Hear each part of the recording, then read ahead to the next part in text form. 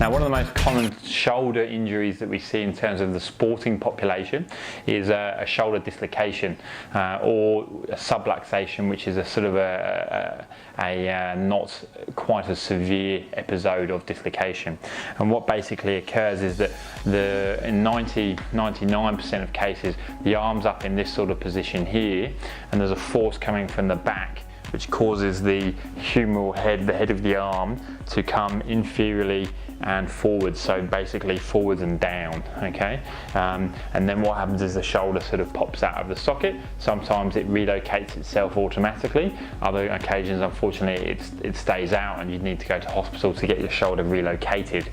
Now that usually occurs based on instability of the shoulder. People might be too flexible, they might not have enough musculature around the shoulder, but also sometimes just through high velocity trauma, such as playing footy, coming off of a motorbike, something like that, where there's a high element of force involved which causes the shoulder to dislocate.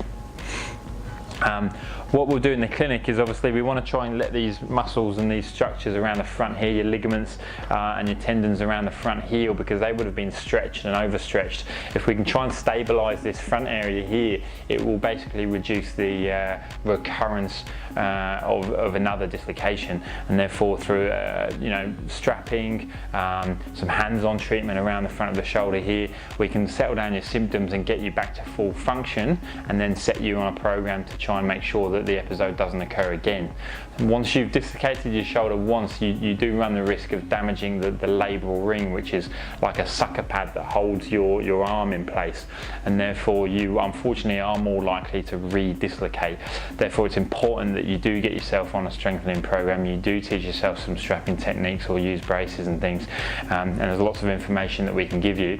Otherwise, unfortunately, you may end up repeat dislocating, and if you do repetitively dislocate your shoulder, you usually end up having a surgical stabilisation at some point along the line, because simple things such as rolling over in bed can be enough to cause the shoulder to sublux or dislocate. So if this is something that you think you're struggling with, then pop into the clinic in Isa and we can have a little look at your shoulder. We'll go through an assessment and we'll set you up with a little bit of a treatment program to try and get things going and stop those dislocation episodes occurring.